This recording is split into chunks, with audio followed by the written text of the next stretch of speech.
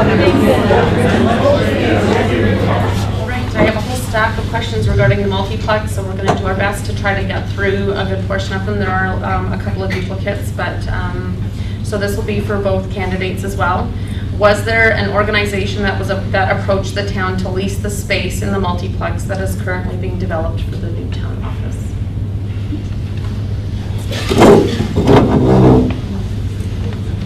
In actual fact, there was, to my knowledge, there was not a call made to the office.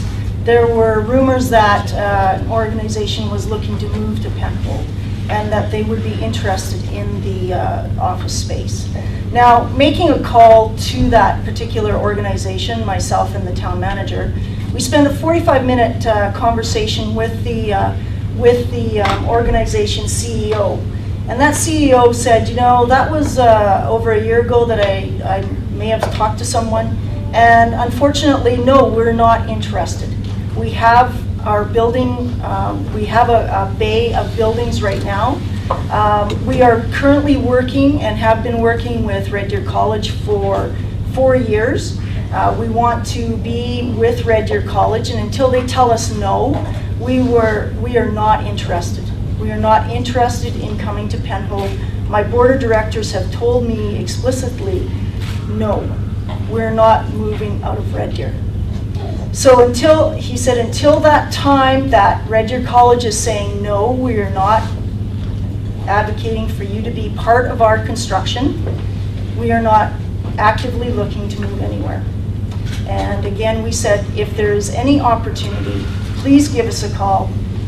We'd be more than welcome to sit at the table and see what we can do to make if you are looking to move, to come to Penhold, that would be great. But he said, no, we're not actively looking.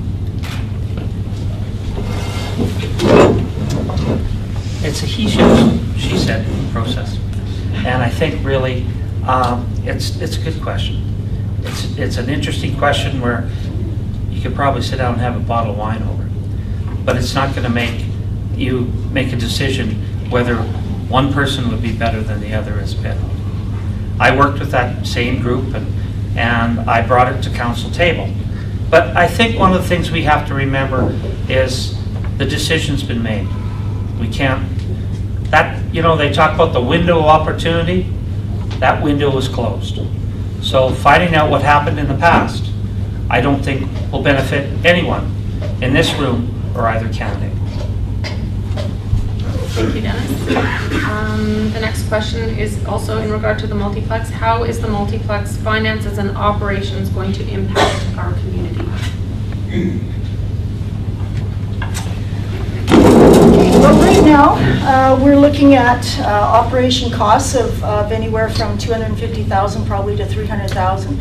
We are in our infancy stage of running this multiplex. Of course, as you can see, it's just been open since July. And of course, things change with every day, every hour. So those are the anticipated budget results that we're looking to see. Now, each year we have a memorial hall. Not each year, for a number of years. We have a memorial hall that this community supports in tax dollars to operate. Each year we run in I'm just giving you a synopsis of building to building as our biggest buildings. We operate that at a deficit between $25,000 and $30,000 each year. So it's not a user pay at this point in time. We keep our rates as such through the committee that was established for the Memorial Hall Committee. We keep our rates attractive.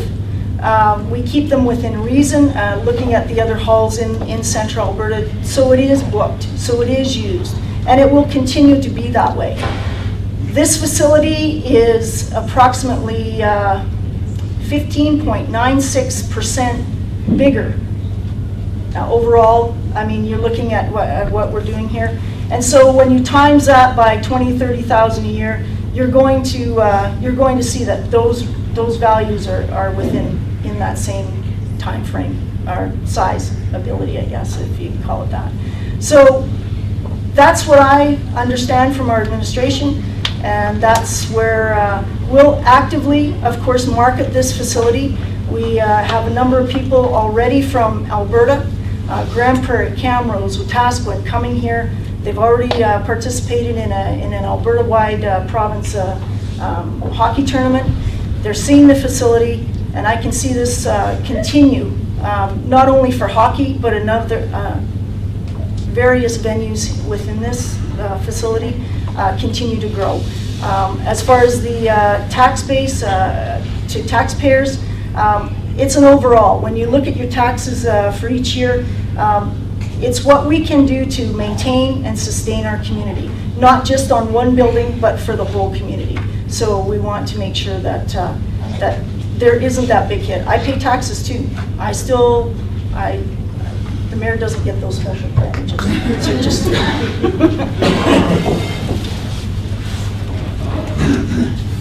when we take a look at this building, I look at it like how I look at running my hangars. I have a 56,000 square foot hangar facility.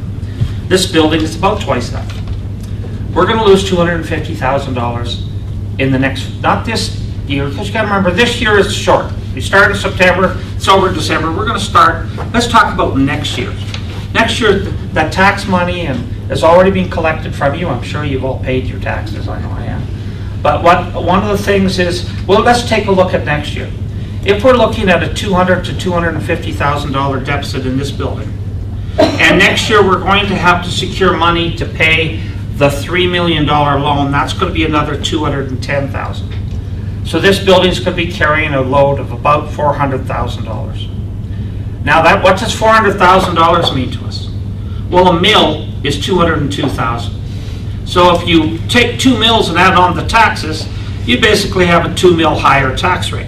That's using this year's budget, exactly the same as this year's, and just adding those 2 numbers on the top. If you do that, you're all sitting down, that's a 21% increase in taxes. But council and administration can do wonders with numbers. One of the things is, we bought a $200,000 street sweeper. We bought some other stuff for big capital purchases. Some of the capital purchases, some of the projects that we have looked at and we might have to, that we want to do next year and that, might have to be slowed down a bit. We might have to do some better planning to move forward.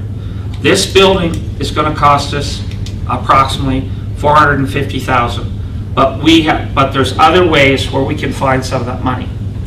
We've already spent our MSI money on the granting, so it's gone. So we have to find dollars.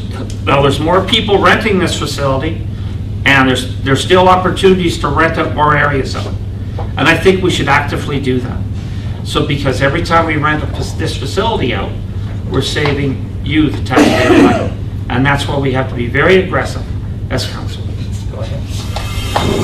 All right, so we are coming to the conclusion of the question and answer period. I do have several questions for Dennis and Julia, so I'm each going to ask them one question, and then we'll have to wrap up for the evening.